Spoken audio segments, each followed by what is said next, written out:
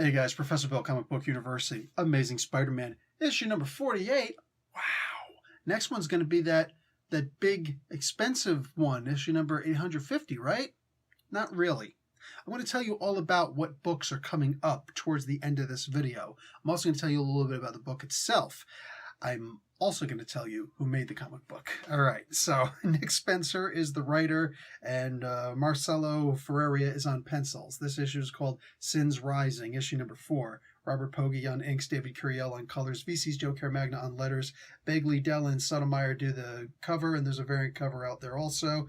Anthony Gambino on the design, and Stan Lee and Steve Ditko, well, let's just say thank God for them. Okay, so we get some Sin Eater in here. For the most part, we get his followers, and they're going out and they're killing people.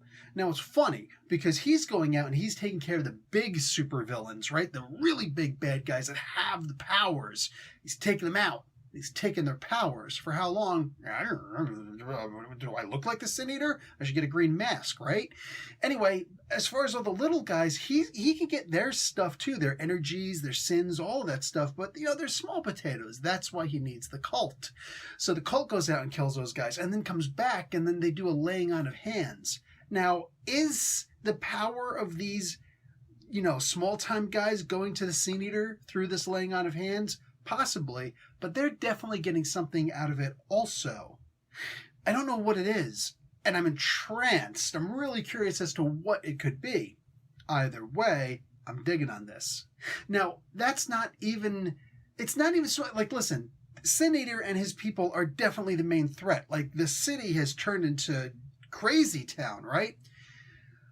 But as far as the Sin Eater himself, while he is the major threat in here, the major threat is actually being focused on Norman Osborn. Now, the story, because look, there's some really good story in here. There's some good action. There's some solid story. There's also some pretty damn good dialogue, too. I mean, it's not Kelly Thompson level dialogue, but it's some really freaking good dialogue. Straight up. Spider-Man has to decide what kind of a hero he is, because Miles shows up in here, Spider-Gwen shows up in here, the new version of Madame Web shows up in here.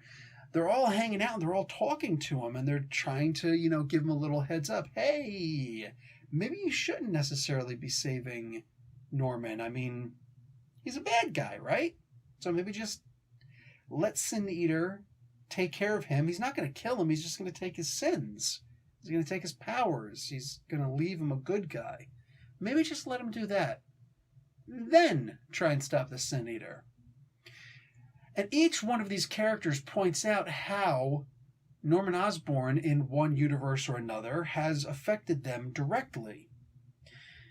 It's wild to see that. It's really good. I mean, for the most part, it's in general easy if you've been reading all these comic books, but how many of us are really reading all of these comic books, right? There are plenty of Spider stories I haven't read. You know, the Anya stories and all that stuff. I'm not that familiar with the character, like the original stuff, you know, Spider Bite and all this. I don't know all this stuff. So it's interesting to see that. So should he actually help Norman Osborn? The trick is every single one of us knows that he's going to.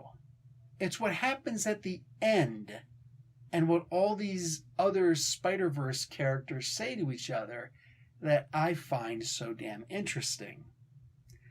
I feel like I know where the story is going, and I love it.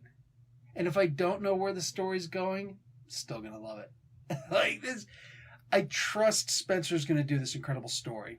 Now, one of the tricks here, before I get into the upcoming books, one of the tricks here is the story does seem a little bit long. Like any good television series, you've got the issue, you know, the main problem for the episode, the main problem for the season, and the main problem for the series as a whole.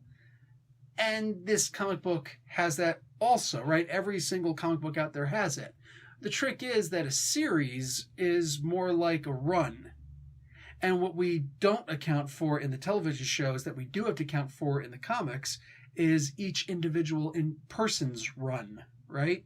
Everybody's interpretation of Spider-Man and of Peter Parker, because they might not be interpreted the same. by individual writers, and all the different characters in between. Would, like some of the older writers, would Ramita have ever thought about making the Boomerang a good guy? I mean, I don't know, maybe. But that's one of the things I really love about this, is that this book, more than I think any of the other books out there for the most part, it's, although Deceased is very similar in this regard, it's that you have the problem of the issue or episode, you have the problem of this arc or season, and you have the problem of the entire series or run. And I'm digging on that. And you just make a new book if you want to have a different run. I mean, how many times do you have your favorite television show is retold by someone else entirely? Star Trek comes to mind in that regard. And it's very good in that way. Star Wars, sometimes a different story, right? I'm totally digging on this. This is one of the best series that I've been reading for a while now. I'm digging on that. Now, here's something that may seem like a bit of hypocrisy on my part, and I'm going to explain it. If you've seen my DC reviews, specifically of DC Infinity Trinity, right? Trinity Identity? What is it? Trinity Crisis. There we go. You'll know that I was really pissed off at the comic book and the editors and all the people in charge. The art was great, but everything else in it, what's the freaking problem here? So why do I like this and not that? One of the reasons is that I am digging what I'm reading, and I'm not digging the death metal, all right, any of that stuff. It's funny. Some of the things that you like here, you may not like there. And it's based on something else. But as long as it's related to the actual thing in question, in this case, the comic book that I'm reading, or the comic book series that I'm reading, I think that's what really, sometimes somebody does something and they just do it right. Lots of people have told a Wolverine origin. Not many people have gotten a very good Wolverine origin. Case in point, Wolverine Origins. So I'm talking about the movie. X-Men Origins Wolverine. There we go. So I just like the way this is done. And I've explained why I like this. And that's what I think is very important. As opposed to just saying, oh, garbage, trash, or awesome, great. I actually give you a reason why I believe those things. Because my personal takes on a comic book or any form of media is not necessarily going to be the take of anybody else. So if I just get on and say, hey, this is really good. What does that mean? You might say, how could you think this is good? Well, I explained how I think it's good. So therefore, that's to kind of compromise for what may seem like a bit of insincerity. No, I explain why I like something, why I don't like something, why this worked for Spider-Man, but the same thing didn't work for Dark Knight's, all that stuff that's going on. Now, as far as what's coming up, the next thing that's coming up is actually going to be on the 16th of September. I believe that's next week. There's going to be Amazing Spider-Man, The Sins of Norman Osborn, where this comic book, the story, I think it's very important to follow that. I don't like the idea, of Marvel doing this. I really don't like the idea. This is where it's very similar to DC. Death metal, whatever. I don't like the idea that they're throwing an extra book without actually calling it regular old Amazing Spider-Man. They're making a sideshow thing of this, just like they did with the Sins Rising Preludes. Not a fan of that. And I didn't like that comic book as much as I wanted to. Problem, right? In this particular case, I don't know if I'm going to like this or not. I'm thinking that we're not necessarily going to need this book. It's the same, it's Spencer again, but it's different art team.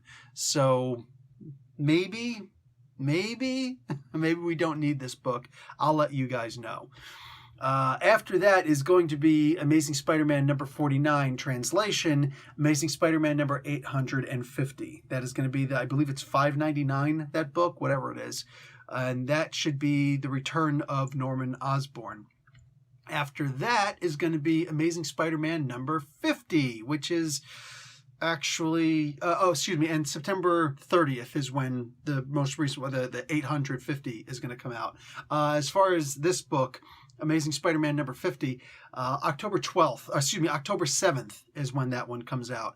So that's also promising to be a pretty important book, because it's also, much like 850, legacy number 850, regular numbering for this issue is going to be 50, and that's going to be fairly important, apparently. In fact, it's going to be so important that the following week, October 14th, they're going to be putting out The Amazing Spider-Man 50 LR, whatever the hell that means, and it's also going to be the Spider Team. I guess this is where they try and, I don't know what they're trying to do, so that's kind of weird.